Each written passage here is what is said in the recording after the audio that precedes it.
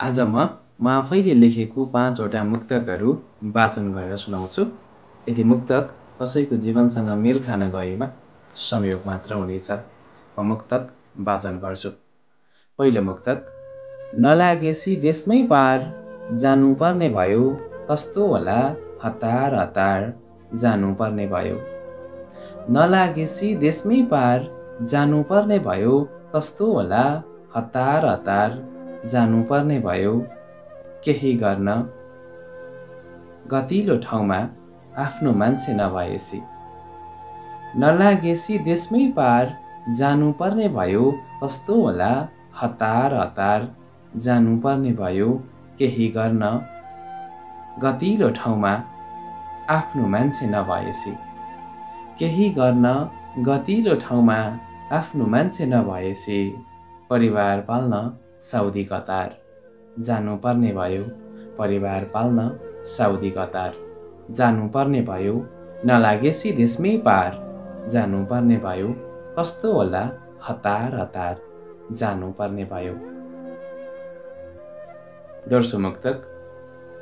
सुखै सुखमा रमाएर के फुर्ती लाउँछौ, 2-4 पैसा कमाएर के फुर्ती लाउँछौ। सुखै सुखमा रमाएर के फुर्ती लाउँछौ, 2-4 पैसा कमाएर के फुर्ती लाउँछौ। सक्छौ भने आफैले केही गरेर देखाऊ बरु। सुखै सुखमा रमाएर के फुर्ती लाउँछौ, 2-4 पैसा कमाएर के फुर्ती लाउँछौ। सक्छौ भने आफैले केही गरेर देखाऊ बरु। सक्छौ भने आफैले केही गरेर देखाऊ बरु। अर्काको हात समाएर के फुर्ती लाउँछौ, अर्काको हात समाएर के फुर्ती लाउँछौ। सुखै सुखमा रमाएर के फुर्ती लाउँछौ, 2-4 पैसा कमाएर के फुर्ती लाउँछौ। तेस्रो मुक्तक। कि त वार हुन्छ कि त पार हुन्छ, यति नबुझे त जिन्दगी नै बेकार हुन्छ। कि त वार हुन्छ कि त पार हुन्छ, यति नबुझे त जिन्दगी नै बेकार हुन्छ। खोइ पुग्छ कि पुग्दैन ऊ आफ्नो गन्तव्यमा। कि त वार हुन्छ कि त पार हुन्छ, यति नबुझे त जिन्दगी नै बेकार हुन्छ। खोइ पुग्छ कि पुग्दैन ऊ आफ्नो गन्तव्यमा। खोइ पुग्छ कि पुग्दैन ऊ आफ्नो गन्तव्यमा। जसलाई सधैँ अगाडि पुग्न हतार हुन्छ, जसलाई सधैँ अगाडि पुग्न हतार हुन्छ।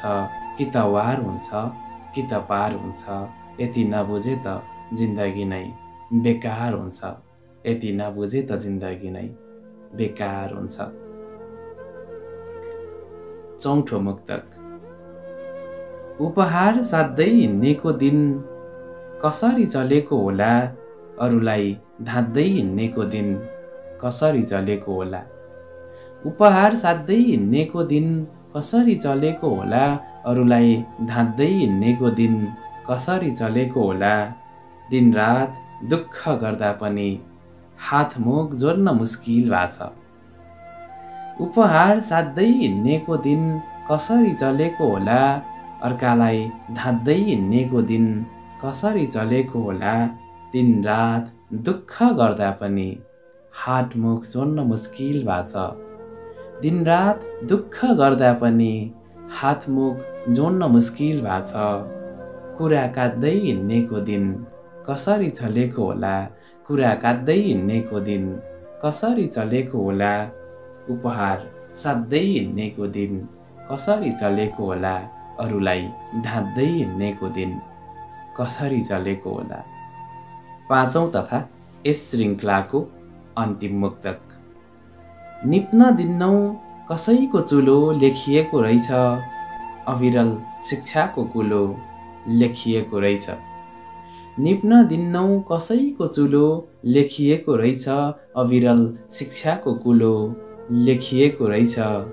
बिना शुल्क प्रवेशसम्म नदिने स्कुलहरूमा निप्न दिन्नौ कसैको चुलो लेखिएको रहेछ, अविरल शिक्षाको कुलो लेखिएको रहेछ बिना शुल्क प्रवेशसम्म नदिइने स्कुलहरूमा।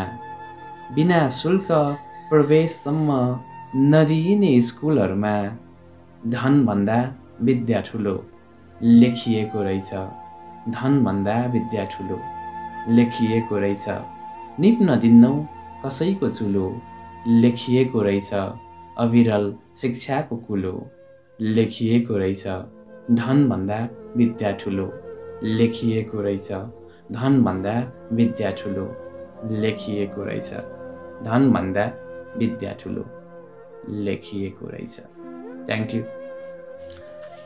आफ्नो अमूल्य समयलाई खर्चेर हाम्रो भिडियो हेरिदिनु भएकोमा धेरै धेरै धन्यवाद। कृपया हाम्रो युट्युब च्यानललाई सब्स्क्राइब गरेर बेल आइकनमा थिच्न भने नभुल्नुहोला र आफ्नो सल्लाह सुझाव तथा प्रतिक्रियाहरूको लागि कमेन्ट बक्समा आफ्नो विचार राख्नुहोला। Thank you for watching this video. Bye bye. फेरि भेटौँला।